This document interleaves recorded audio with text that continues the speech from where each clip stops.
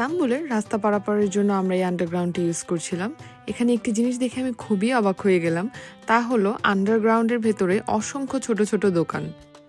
বাংলাদেশে যেমন আমরা রাস্তা পারাপারের জন্য ওভারব্রিজ ইউজ করে থাকি, ঠিক ওভারব্রিজের উপরে অসংখ্য দোকানপাট দেখতে পাই।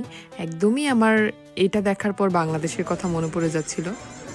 আর একটা মজার বিষয় হচ্ছে এখানকার যত প্রোডাক্টগুলি আমরা দেখতে পাচ্ছি, জুতা, ব্যাগ, এগুলি সবই নামি দামি ব্র্যান্ডের কপি।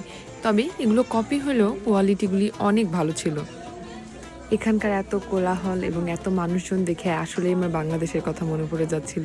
মনে হচ্ছে ঢাকার নিউ মার্কেটে চলে এসেছি।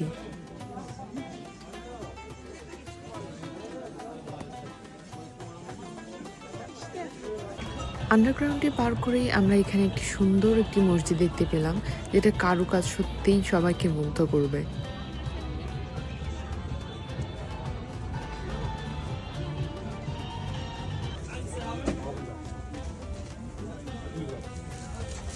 রমজানের ঠিক আগের দিন হওয়ায় দোকানগুলিতে অনেক ভিড় ছিল।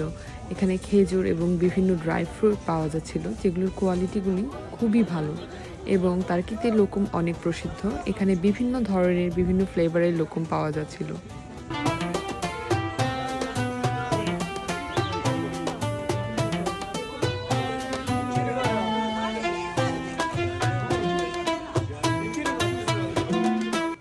কোয়ালিটির কথা চিন্তা করলে আমি বলবো প্রাইসটা খুব রিজনেবলই ছিল এবং রমজানের ঠিক আগের দিন হওয়ায় দোকানগুলোতে তুলনামূলকভাবে একটু বেশিই ভিড় ছিল।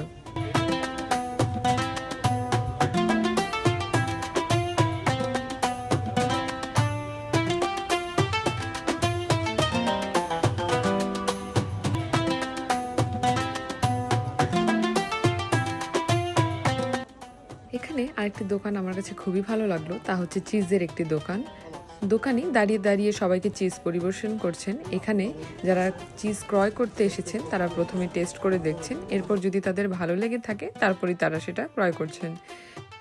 পাশেই অলিভসের একটি দোকান আমরা দেখতে পেলাম। তার্কিতে অলিভস খুবই জনপ্রিয় একটি খাবার। এখানে রং বেরঙের অলিভসগুলি দেখে আমার খুবই ভালো লাগছিল।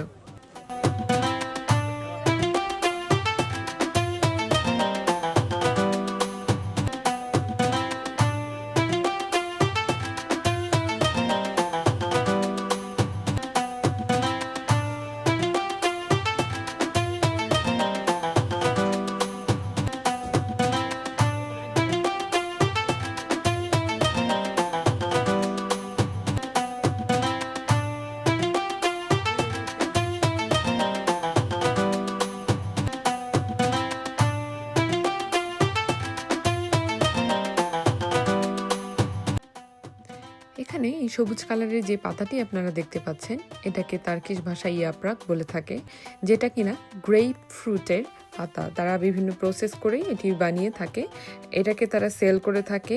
যারা এটি ক্রয় করেন, এটি ক্রয় করার পর তারা কি যে জনপ্রিয় খাবার দোলমা, এটা দিয়ে কিন্তু সাধারণত তারা দোলমা বানিয়ে থাকেন। এখানে বিভিন্ন মানুষজন ছিলেন যারা ঘোরা এবং কেনাকাটার জন্য বিভিন্ন দেশ থেকে এসেছিলেন। টার্কির ইস্তাম্বুলের লোকালি মার্কেটের ভিডিওটি যদি আপনাদের ভালো লেগে থাকে, অবশ্যই আমার চ্যানেলকে সাবস্ক্রাইব ও আমার এই ভিডিওতে একটি লাইক দিতে ভুলবেন না। চলে আসবো নতুন একটি ভিডিও নিয়ে, সে পর্যন্ত আল্লাহ হাফেজ।